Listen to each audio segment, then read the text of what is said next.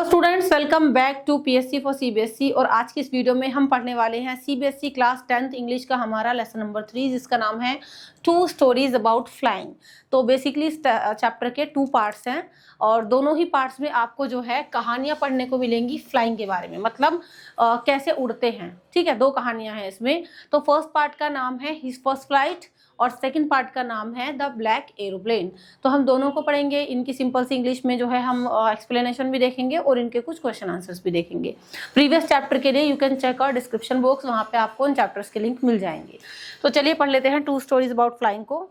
तो बेसिकली आपका जो है चैप्टर यहाँ से शुरू हो रहा है। ये पार्ट 1 है आपका, जिसमें हम पढ़ेंगे हिज फर्स्ट फ्लाइट के बारे में। अब देखो, आपकी जो है बुक का नाम है फर्स्ट फ्लाइट और इस पार्ट का नाम है हिज फर्स्ट फ्लाइट। अब ये किसकी पहली उड़ान है, किसकी पहली फ्लाइट है? ये है एक सीगल की, जो कि यंग है, छोटा सा सीगल है।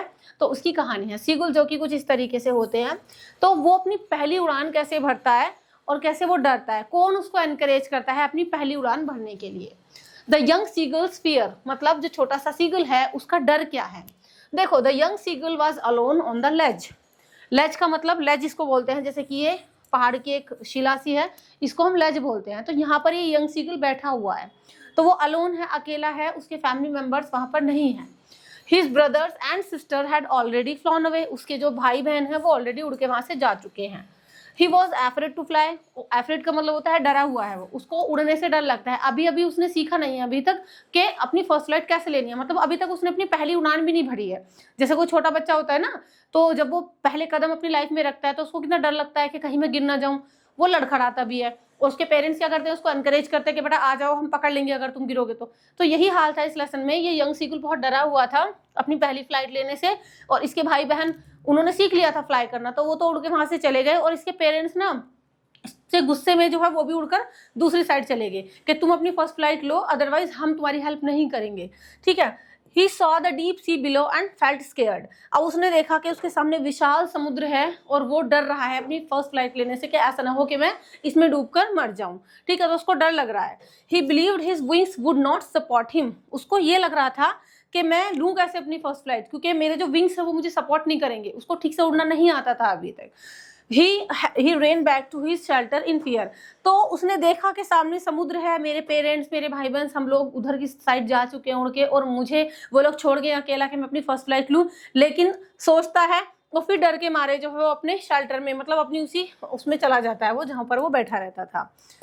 आगे है आपका फैमिली एनकरेजमेंट एंड स्कोल्डिंग। अब देखो, उसकी फैमिली उसको चाहती तो है एनकरेज करना, कि उसको प्रोत्साहित करें उड़ने के लिए वो, लेकिन डांटते भी हैं साथ में। डांटते क्यों है? क्योंकि वो तैयार ही नहीं था अपनी फर्स्ट फ्लाइट लेने के लिए।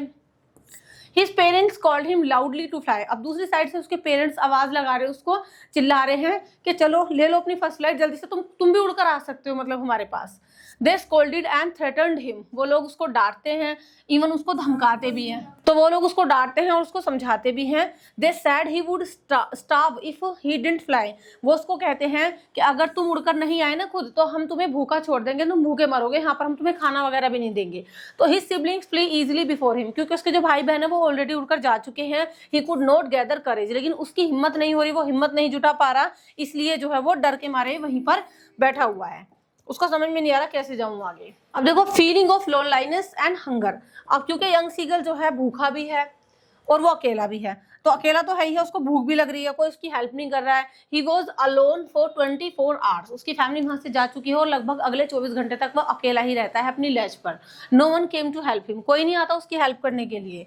और he watched his family enjoying flying. वो देखता है सामने ही उसकी फैमिली मेंबर जो है सब एंजॉय कर रहे हैं, फ्लाई कर रहे हैं, खा पी रहे हैं। They were learning to catch fish. और उसके जो भाई बहन है ना, वो जो है सीख रहे हैं that how to catch fish. उस समुद्र से मछली जो है ऐसे कैसे चोंच में दबाई जाए, कैसे खाई जाए, उसके भाई बहन ये सब कर रहे हैं। He felt very hungry and weak. अब क्योंकि 24 आवर्स हो चुके हैं तो उसको काफी भूख लगी है, वो काफी वीक फील कर रहा है। He became more desperate. और अब वो काफी डेस्परेट हो गया है कि मैं उड़ तो पा नहीं रहा हूँ, खाने को मेरे पास कुछ है नहीं, वो लोग मेरी हेल्प नहीं कर रहे, मैं क्या करूँ अब, है ना। तो ये सब मिलकर ना इसको थोड़ा सा एनकरेज कर रहे हैं और इसको डरा रहे हैं।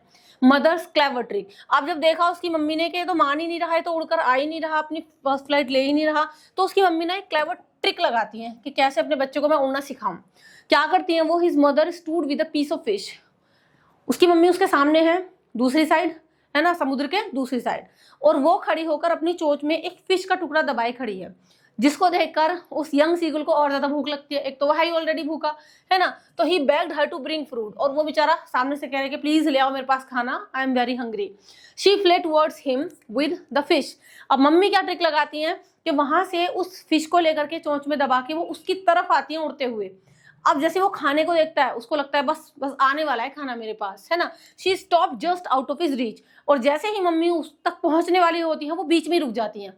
मतलब उसकी पहुंच से बस थोड़ा सा दूरी पर उसके सामने फिश थी, वो खा सकता था, बट उसकी मदर रुक गई बीच में उड़ती उड़ती, है ना। He became mad with hunger. अब यहाँ पर यंग सीगल जो है वो बिल्कुल पागल हो गया था भूख की वजह से, उसको इतनी ज्यादा भूख लग रही थी। He jump to catch the fish, इसलिए उसने यहाँ पर छलांग लगा दी फिश को कैच करने के लिए, है ना। तो मदर ने ट्रिक अपनाई है कि सब जब सामने खाना रख दूंगी तो बच्चा कैसे नहीं आएगा, मम्मियां ज्यादातर ऐसी होती हैं। अब देखो, हाँ कूद गया वो यहाँ से। अब देखो हिज फर्स्ट फ्लाइट, अपनी फर्स्ट फ्लाइट उसने आखिरकार यही ले ली। किस तरीके से ली? He fell down suddenly in fear. अचानक से वो जो है, जब वो उड़ रहा था धीरे धीरे उसके पंख जो है वो खुल रहे थे, तो पहले तो वो गिरा, है ना। He thought he would die, उसको लग रहा था वो मर जाएगा, है ना, क्योंकि समुद्र के ऊपर वो उड़ा था, हल्का सा ही उड़ा था अभी, लेकिन उसको लग रहा था कि शायद वो भी गिर जाएगा। उसके विंग्स अभी पूरी तरीके से खुले नहीं थे, उसको सपोर्ट नहीं कर रहे थे। उसके बाद क्या हुआ? Then his wings spread automatically. लेकिन जब नीचे मौत देखी उसने कि पानी है, विशाल समुद्र है, मैं मर जाऊंगा, तो ऑटोमेटिकली डर की वजह से उसके जो विंग्स थे वो धीरे धीरे धीरे धीरे खुलने लगे। मतलब खुद को वो अब बचाना चाहता था। द विंड सपोर्टेड हिम, और उसके जो विंग्स थे उनको अब हवा सपोर्ट कर रही थी, क्योंकि विंग्स जो है वो आई थिंक हवा से ही चलते हैं। ही स्टार्टेड फ्लाइंग स्लोली, तो इस तरीके से जैसे जैसे उसके विंग्स खुल रहे थे वो धीरे धीरे धीरे से उड़ने लग गया था। His fear turned into confidence, तो इस तरीके से उसका जो डर था वो कॉन्फिडेंस में बदल गया। अब उसके अंदर कॉन्फिडेंस जाग रहा था कि हाँ भाई, I can fly, I can fly. तो उसकी मम्मी ने ट्रिक लगाई थी, जॉय एंड सक्सेस। तो इस तरीके से ही टुक हिज फर्स्ट फ्लाइट, ऐसे उसने पहली उड़ान अपनी ले ली। अब ये सब देख के उसकी जो फैमिली थी, मतलब उसके भाई बहन थे, उसके जो है पेरेंट्स थे, वो कितना खुश हुए। सब लोग एकदम से स्क्रीम करने लगे। He flew over the sea happily. अब जैसे ही यंग सीगुल उड़ा, उसके विंग्स धीरे धीरे स्प्रेड हुए, वो हवा में उड़ने लगा पूरे अच्छे तरीके से। फिर उसने जो है उड़ान भर ली। His family joined and encouraged him, तुरंत उसके फैमिली मेंबर्स चारों तरफ से आकर उसके आसपास वो भी उड़ने लगे। सब लोग स्क्रीम कर रहे थे, चिल्ला रहे थे, खुशी के मारे कूद रहे थे, जंप कर रहे थे। ही फॉरगॉट हिज फियर कंप्लीटली, तो इस तरीके से यंग सीगल अपना डर पूरी तरीके से भूल गया। और he tried diving and soaring, अब उसने जो है पानी के अंदर डाइव करना सीखा। डाइव का मतलब ऊपर से जो है ऐसे पानी में ऊपर छलांग लगाई और फिश अपने मुंह में दबा करके खा ली, तो उसने डाइव करना भी सीख लिया। He landed on the sea water, land का मतलब पानी के अंदर नहीं गया वो, अब उसने पानी के ऊपर ऊपर तैरना भी सीख लिया, क्योंकि वहीं से उसको फिश पकड़नी थी और खानी थी। His family fed him and praised him, तो इस तरीके से उसकी फैमिली ने उसका साथ दिया और उसकी काफी तारीफ भी की। उसको तारीफ भी मिली कि चलो भाई बच्चा उड़ना सीख चुका है। अब अचीवमेंट कैसी रही सीगल की अपनी फर्स्ट फ्लाइट को लेके? He could not rise again due to tiredness. अब देखो, क्योंकि वो बहुत ज्यादा थक गया था तो अब वो ज्यादा उड़ नहीं पा रहा था। His body touched the water, उसकी बॉडी ने वाटर को टच किया। He did not sink completely, लेकिन वो पूरी तरीके से डूबा नहीं, क्योंकि उसने सीख लिया था उड़ना।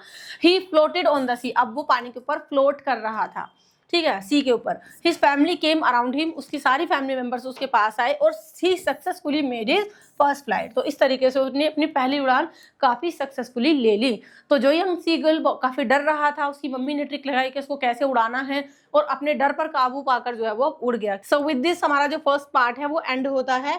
आई होप आपको अच्छे समझ में आ गया होगा। Now let's move on to the second part, जिसका नाम क्या है? The black aeroplane. तो इसमें भी उड़ान की ही कहानी है, उड़ने के बारे में ही कहानी है। क्या कहानी है इसकी? पढ़ते हैं हम इसको। अ पीसफुल नाइट फ्लाइट, तो यहाँ पर बात हो रही है एक फ्लाइट के बारे में, और ये फ्लाइट कब की थी? ये रात की फ्लाइट थी। रात में जो है एक एरोप्लेन आसमान में उड़ रहा था।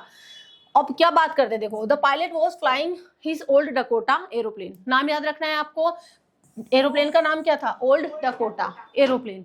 तो इस एरोप्लेन के थ्रू पायलट जो है उड़ रहा था रात में। कहां से जा रहा था? From France to England. रात का टाइम था। The sky was clear full of stars and there were no clouds at all. आसमान बिल्कुल साफ था, तारों से भरा हुआ था, कोई बादल नहीं था आसपास, बिल्कुल साफ सुथरा आसमान था। जो फ्लाइट थी काफी स्मूथली जा रही थी अच्छे से। The moon was rising behind him, पीछे जो है आसमान में चांद निकल रहा था इसके, जिसकी वजह से पूरा नजारा बहुत ही सुंदर लग रहा था, बहुत ही शांत लग रहा था। रात में तो वैसे भी शांति सी रहती है। He felt relaxed and happy while flying alone above the countryside.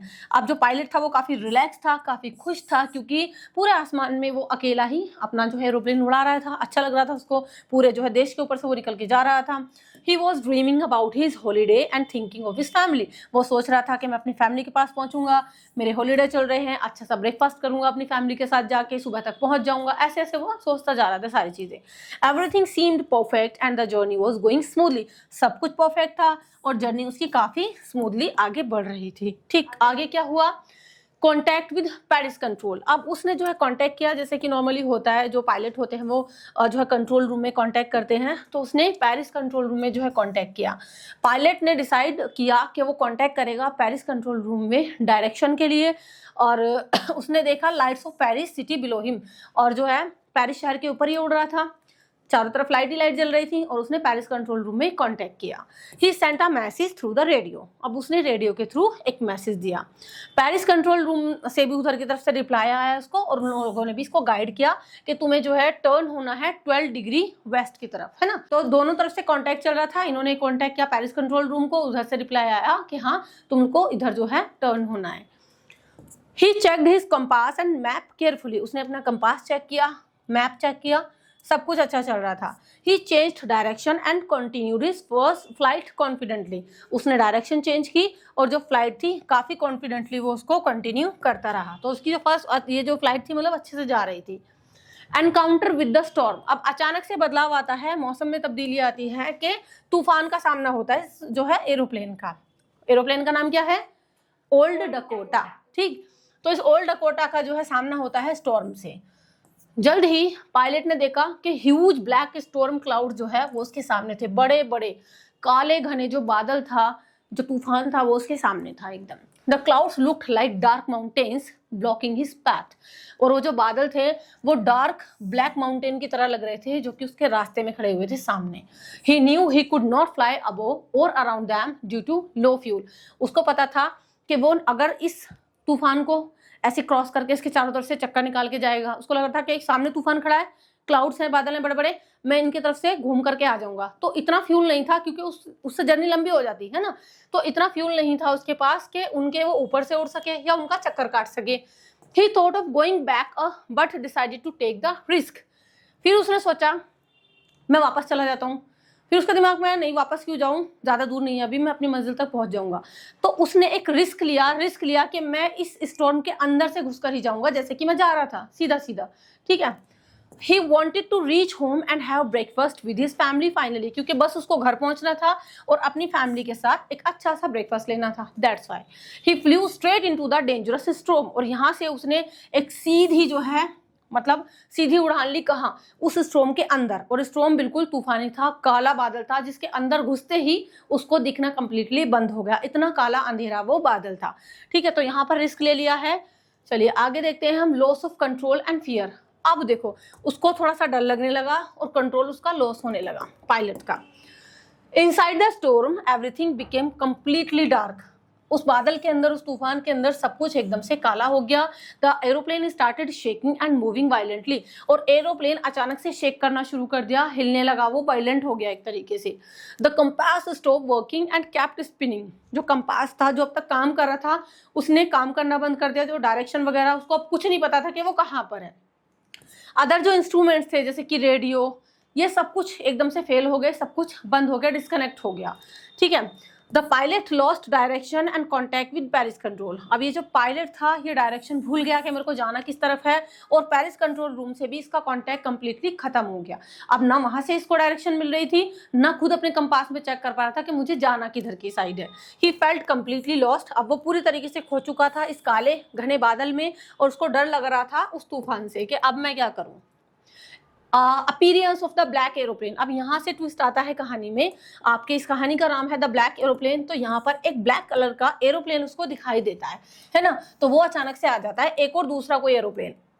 Suddenly उसने देखा कि एक और एरोप्लेन जो है वो उस बादल के अंदर से, उस तूफान के अंदर से उसको दिखता है, दूसरा aeroplane. Aeroplane had no lights. लेकिन ये एरोप्लेन थोड़ा सा अलग था, ना तो इसमें लाइट्स थी, है ना, और ना ये बहुत ही ज्यादा क्लियरली उसको दिख रहा था, दिख तो रहा था कि हाँ कोई दूसरा एरोप्लेन है, लेकिन उसमें कोई लाइट्स नहीं थी, आगे की साइड भी लाइट्स नहीं थी, बट दिख रहा था कि हाँ कुछ तो है। The pilot of that plane waved his hand at him. अब उस एरोप्लेन के अंदर भी एक पायलट था, जिसने क्या किया, जिसने जो है डकोटा वाले पायलट की तरफ जो है हाथ हिलाया। जैसे होता है ना, मान लो हमारी गाड़ी कहीं फंस जाती है ना, तो कोई सामने से हमें डायरेक्शन बताए कि हेलो इधर देखो, मुझे फॉलो करो, मेरे पीछे आओ। तो ऐसे ही उस ब्लैक एरोप्लेन के अंदर जो पायलट था, उसने उसको थोड़ा इशारा किया, अपना हाथ ऐसे वेव किया, और ही सिग्नल्ड हिम टू फॉलो, और उसको सिग्नल दिया ओल्ड डकोटा वाले को कि आ जाओ मेरे पीछे पीछे, मतलब मैं तुम्हें यहाँ से बाहर निकाल दूंगा, मेरे पीछे लगा लो अपने एरोप्लेन को। The narrator trusted him and followed like a child. अब नरेटर के पास कोई रास्ता नहीं था, उसने क्या किया, भाई और कोई रास्ता नहीं है, ठीक है तुम्हारे एरोप्लेन के पीछे लगा लेता हूँ, तो एक ओबीडियंट आज्ञाकारी बच्चे की तरह वो उसको फॉलो करने लगा, अपना एरोप्लेन उसके एरोप्लेन के पीछे लगा दिया उसने। He believed the unknown pilot wanted to help him. उसको लग रहा था कि हाँ ये जो अनोखा अजनबी कोई ब्लैक एरोप्लेन वाला पायलट है, मेरी हेल्प करने आया, ये मुझे इससे वो बाहर निकाल लेगा। Guidance and safe landing. अब देखो, अब जो ये ब्लैक एरोप्लेन वाला पायलट था, एक्चुअल में शायद बुरा भी नहीं था, इसने उसको कंप्लीटली गाइड किया और अपने पीछे पीछे लगाकर धीरे धीरे उसको लैंड करवा भी दिया। The strange aeroplane guided him through the storm. और ये जो अजनबी एरोप्लेन था, इसने उसको गाइड करते करते उसको कंप्लीटली स्टॉर्म से बाहर निकाल दिया, उस तूफान से बाहर। After some time it started descending. Descending का मतलब वो गायब होना शुरू हो गया। धीरे धीरे जैसे ही स्टॉर्म से बाहर आए दोनों एरोप्लेन, तो धीरे धीरे वो जो ब्लैक एरोप्लेन था जिसने इसकी हेल्प की थी, वो दिखना गायब होना शुरू हो गया, वो गायब हो गया। फिर the pilot followed it carefully. Pilot हालांकि इसको केयरफुली फॉलो कर रहा था, फिर भी वो फिर इनविजिबल हो गया। Suddenly he came out of the storm clouds. अचानक वो बाहर आ गया अब क्लाउड से। He saw runway lights off an airport in front of him. अब उसने देखा रनवे लाइट्स थी और एक एयरपोर्ट था, मतलब उसके पास एक एयरपोर्ट था कि हाँ मैं अपना यहाँ पर लैंड कर लूंगा एरोप्लेन, और मैं सेफली नीचे अब लैंड हो सकता हूँ, धरती पर मैं आ सकता हूँ, ठीक है। ही landed safely just in time before the fuel landed. और उसका फ्यूल बस अंत ही होने वाला था, उसने उससे पहले ही लैंड कर लिया सेफ्टी के साथ। तो सेफ्टी के साथ वो लैंड हो चुका था, अब आ चुका था एयरपोर्ट पर। लेकिन क्वेश्चन ये था कि ये मिस्टीरियस जो एरोप्लेन था, ब्लैक एरोप्लेन, वो आखिर गया कहाँ।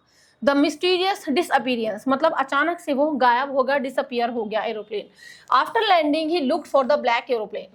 जब ये लैंड हुआ ओल्ड डकोटा वाला पायलट, तो इसने देखा कि वो ब्लैक एरोप्लेन कहाँ गया जिसने मेरी हेल्प की थी। वो शायद उसको थैंक यू बोलना चाहता था। It had completely disappeared from the sky.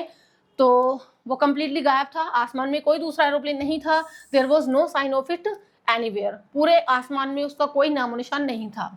He asked the woman at the control center about it. अब जो है ओल्ड डकोटा वाले भाई साहब गए कहाँ पर, कंट्रोल रूम के अंदर। वहां पर जो वुमेन बैठी हुई थी उनसे पूछा कि आप एक बार चेक करिए कि दूसरा एरोप्लेन कौन था जिसने मेरी हेल्प करी है ना। She said no other plane was flying that night. उसने कहा कि आज तो आसमान में मैं देख सकती हूँ आपके अलावा कोई दूसरा एरोप्लेन था ही नहीं, कोई भी नहीं था, पूरा आसमान साफ है। It became a mysterious mystery who helped him. तो ये मिस्ट्री बनी रहती है कि एक्चुअल में किसने उसकी हेल्प करी, यानी ब्लैक एरोप्लेन का पायलट आखिर था कौन, कौन उसको स्टॉर्म से बाहर निकाल के गया, किसने उसकी हेल्प करी। बट वो जानता था कि बस मैं केवल बाहर आ गया हूँ सेफ्टी से, इतना ही बहुत है। हालांकि उसको थैंक यू बोलना चाहता था, बट पता ही नहीं चला। और पेरिस कंट्रोल रूम से भी यही पता चला उसको कि कोई और एरोप्लेन आज फ्लाई कर ही नहीं रहा था। The mystery remains unsolved. और ये मिस्ट्री अनसॉल्व्ड ही रह जाती है कि आखिरकार हेल्प करी किसने उसकी। The pilot was surprised and confused by answer. अब ये जो पायलट था ओल्ड डकोटा वाला, ये सरप्राइज तो हुआ ही, ये कंफ्यूज भी हो गया आंसर सुन के कि कोई और था ही नहीं। He had clearly seen another plane in the storm but radar showed no other aircraft. उसको क्लियरली दिख रहा था कि हाँ कोई दूसरा एरोप्लेन था, लेकिन तूफान में रडार कोई और एरोप्लेन शो कर ही नहीं रहा था। It raised a big question in his mind. और इससे उसके दिमाग में एक बहुत बड़ा सवाल पैदा हुआ कि आखिर मेरी हेल्प किसने की, मुझे कौन सेफ्टी के साथ नीचे उतार के चला गया। May be it was a super natural और अननोन हेल्प। हो सकता है कोई सुपर नेचुरल अननोन हेल्प हो उसके लिए। The mystery of the black aeroplane remained unsolved. तो इस तरीके से ब्लैक एरोप्लेन की मिस्ट्री जो है वो अनसॉल्व ही रही, पता ही नहीं चला कि आखिर किसने हेल्प की थी। सो विद दिस हमने यहाँ पर दोनों पार्ट अच्छे से समझ लिए हैं। आई होप आपको समझ में आए होंगे। It was in simple English, so you can make your proper notes also. और नोट्स के लिए आप जो है टेलीग्राम को चेक कर सकते हैं, टेलीग्राम का लिंक डिस्क्रिप्शन बॉक्स में है। अभी हम इसके कुछ क्वेश्चन आंसर देख लेते हैं। तो कुछ इंपॉर्टेंट क्वेश्चन आंसर्स हैं जो मल्टीपल टाइम रिपीटेड हैं। हमारा जो फर्स्ट क्वेश्चन है वो आपके सामने है। फर्स्ट क्वेश्चन है कि why was the young seagull afraid to fly. किस फर्स्ट फ्लाइट से लिया गया है, बताइए। जो यंग सीगल था वो उड़ने से क्यों डर रहा था। देखो, यंग सीगल उड़ने से इसलिए डर रहा था क्योंकि उसको लग रहा था कि उसके विंग्स उसको सपोर्ट नहीं करेंगे। उसको डर था कि वो एक बड़े से समुद्र में गिर जाएगा, क्योंकि ये जो समुद्र था वो कई मीलों दूर तक फैला हुआ था। उसको डर लग रहा था अगर मैं उड़ने की कोशिश करूंगा तो समुद्र में ही डूबकर मर जाऊंगा। ठीक है, सेकंड क्वेश्चन है how did the young seagull finally learn to fly, कि कैसे फाइनली उस यंग सीगल ने उड़ना सीख लिया। देखो, the young seagull learn to fly when he jump toward the fish in his mother's beak. Young seagull ने फाइनली सीख लिया उड़ना जब जो है उसने मम्मी की अपनी बीक के अंदर एक फिश का पीस देखा। He fell but instinctively flapped his wings and discovered he could fly. पहले तो वो थोड़ा सा गिरा, लेकिन फिर उसने अपने विंग्स को फ्लैप किया और फिर फाइनली उसने उड़ना सीख ही लिया और अपनी फर्स्ट फ्लाइट ले ली। थर्ड क्वेश्चन है what problem did the narrator face when he entered the storm clouds. तो ये हमारा सेकंड पार्ट जो है ब्लैक एरोप्लेन वहां से लिया गया है कि बताओ जब नरेटर ने जो है स्टॉर्म के अंदर एंट्री की तो उसने पहली क्या प्रॉब्लम फेस की। Inside the storm clouds narrator का जो कंपास था उसने वर्क करना बंद कर दिया, रेडियो डेड हो गई उसकी और उसको कुछ भी नहीं दिख रहा था, वो कम्प्लीटली लॉस था, मतलब खो गया था उस स्टॉर्म के अंदर। यानी उसकी रेडियो कंपास सबने वर्क करना बंद कर दिया और सब कुछ डार्क था वहां पर, वो कम्प्लीटली खो गया। ये सारी प्रॉब्लम्स थी जो उसने फेस करी। नेक्स्ट क्वेश्चन है how did the black aeroplane help the narrator, किस तरीके से ब्लैक एरोप्लेन का जो पायलट था उसने नरेटर की हेल्प की।